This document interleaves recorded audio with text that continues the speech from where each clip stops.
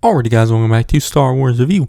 Today I am reviewing Star Wars Crimson Reign Issue 3, which was subtitled Part 3, The Archivist, and it was written by Charles Soule with art by Stephen Cummings, and was released on March 9th, 2022, which I thought was another solid issue. Goes into the character The Archivist. We learn that she worked at the University of Barlith, investigating Force artifacts, mainly dark side stuff, which I guess her real name is Madeline Sun. And I guess she also has some like force sensitivity, but after Order 66, she had to kind of leave all that behind, and we kind of see her on this one random planet. She still has like some artifacts and whatnot. So one day, some stormtroopers are coming for her, mainly about her past and whatnot. But Qi'ra shows up and kills the stormtroopers, and then kind of reveals some info to the Archivist.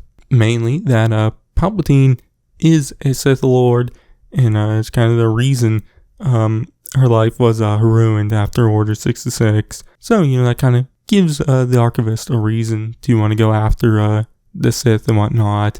Kind of gives her the motive there. But Qi'ra kind of takes her back to her ship and kind of shows her some artifacts and whatnot, which the Archivist is most enamored by this artifact called the Thought Dowser, which belonged to this dark side group called the Ascendant, which is currently being explored in the Dr. Aphra series. But Qi'ra gives the Archivist a kind of mission, which is to find Master Yoda.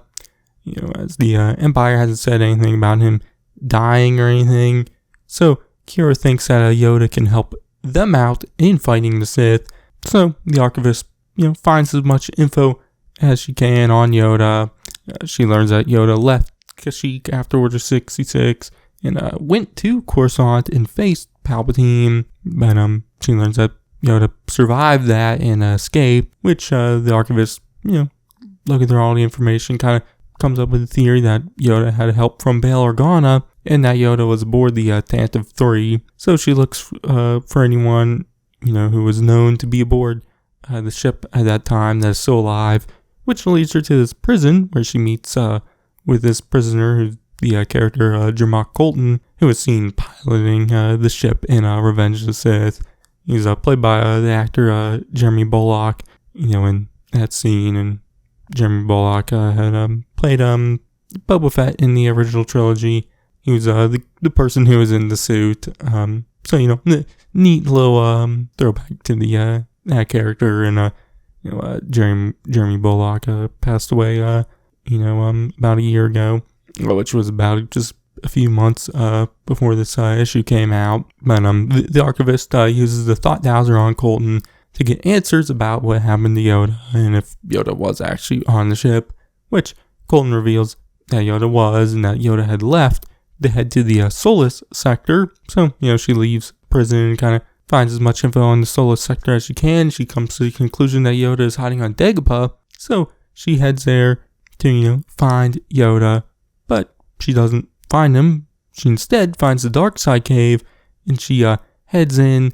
We don't really see exactly what happened to her and whatnot, but we see that her we see her change physically. Her skin color changes to this tealish color. Her hair becomes white, and her one eye gets messed up. But going in there also kind of changes her thoughts on the Force. She had studied the dark side for so long and was more, into the dark side and whatnot of the Force. But she leaves the cave with a new appreciation for the light side. And she knows that Yoda is there on the planet, but instead of taking him, she instead leaves without, finding him, and heads back to Qi'ra, where she tells her that Yoda unfortunately died, and that's where the issue ends. So, it was nice to learn more about this character, the Archivist. She's probably the most mysterious out of the main characters working for Qi'ra. So, I definitely learn more about her. Going into the issue, I obviously knew there's going to be some Yoda stuff. I assumed the Archivist was going to, find out info about them, but there's come over a bunch of loose ends and not really find out much.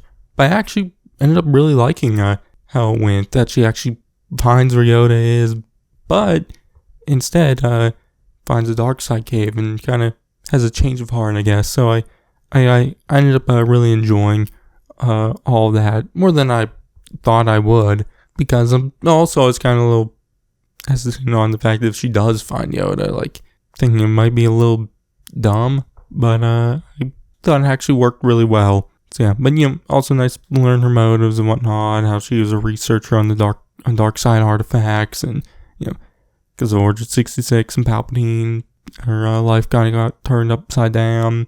I also liked how the issue, kind of ties into the Doctor After series of the Thought Dowser and the Ascended and whatnot, which in the last issue, issue 2, I talked about how I liked how it tied into the Bounty Hunter series.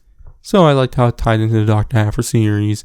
I like, the more smaller tie-ins than what, where the Bounty Hunters series was, with the tie-ins there. So, I'm enjoying this tie-in stuff a little bit better. So, yeah, but I don't know. I like the issue. My grade, I'm going to give it a B+. So, yeah, but, that's going to be it for this one. My next comic review will be Darth Vader issue 21, I think. So you can check that out then. But in the meantime, check out my other Crimson Reign reviews and all my other comic reviews. But if it's Harzoon, I'll catch you guys in the next one.